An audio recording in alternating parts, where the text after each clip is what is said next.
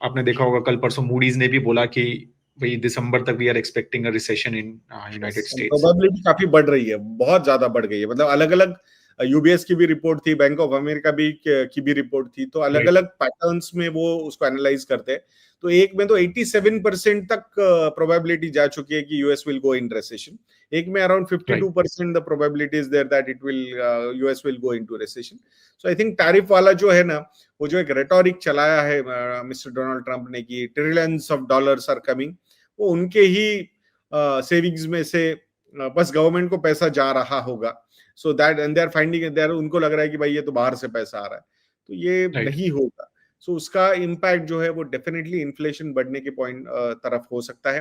And the worst part would be high inflation and low growth या no growth या recession. वो stagflation का अगर सिचुएशन क्रिएट हो जाता है, then it will be very difficult for the government to control all these things, और वो केओस काफी खराब हो सकता है। सो अभी सबसे इंपॉर्टेंट रहेगा फैक्टर वो है कि सुप्रीम कोर्ट उस पर क्या रूलिंग देता है टैरिफ पे। So I was reading one article कि जिसमें निक्सन ने भी जो प्रेसिडेंट निक्सन थे उनके 1970s में, तो उन्होंने भी ये एक बार इमरजेंसी लॉ लगा के ये टैरिफ्स लगाए थे और सुप्रीम कोर्ट ने उसको खारिज कर दिया था। सो अब देखना इंपॉर्टेंट रहेगा कि क्या इस बार भी सुप्रीम कोर्ट वैसे करता है। अगर वो कर देगा तो पूरी दुनिया का प्रॉब्लम वैसे भी सॉल्व हो जाएगा, ऐसा लगता है मुझे।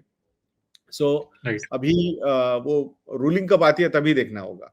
और दूसरा परिमल ऑन दिस राइट, तो हमने जैसे डिस्कस किया था now with this kind of hiring जो स्टॉल हुआ है एक तरह से, मतलब बिकॉज 75,000 का शायद एक्सपेक्टेशन था जॉब्स का वहां पर एडिंग का, और सिर्फ 22,000 हुए हैं लास्ट मंथ अगस्त में, राइट। सो इतना ज्यादा सिग्निफिकेंट है अगर ये डिफरेंस, तो अब मतलब ये तो सब मान ही रहे हैं कि 0.25% तो interest rate US Fed cut करेगा ही, right. Now there are lot of calls and not lot of expectation कि शायद 0.5% का भी इंटरेस्ट रेट कट जो है सितंबर में आ सकता है। And that's why US 10 year G sec अगर आप देखेंगे तो 4 के आसपास आ गई है, राइट। तो it has significantly gone down, 4 मतलब 0.1% से ज्यादा जो है वो गिरी है आफ्टर दिस डेटा, राइट। तो with all these things and that, like the point which we were discussing right on the bond market discussion mein, so second matlab money printing is coming back is what you see, what do you see about it? And yeah, I think quantitative easing तो definitely वो रहेगा। मतलब वो एक ऐसी एक मतलब औषधि है, उनको पता है कि ये काम करती है और वो शॉर्ट टर्म में काम करती है, तो वो तो वहां से हो सकता है।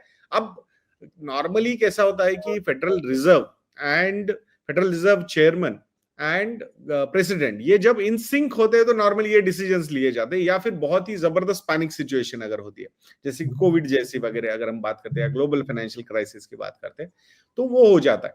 तो अब इसमें सही में कितना रेट कट किया जाएगा, या फिर भी जो चेयरमैन है फेडरल रिजर्व के गवर्नर मिस्टर पॉवेल, क्या वो फिर से एक बार एक्सपेक्टेशन से कम या पॉज बटन दबाएंगे, तो आई थिंक वो भी देखना इंपॉर्टेंट रह सकता है। सो वी डोंट नो कि किस तरीके से ये एक्शंस लिए जाएंगे। बहुत ही मतलब जो सिचुएशन नजर आ रही है यूएस इकोनॉमी की या गवर्नेंस की, उसमें ना एक प्रेडिक्टेबिलिटी बिल्कुल नजर नहीं आ रही।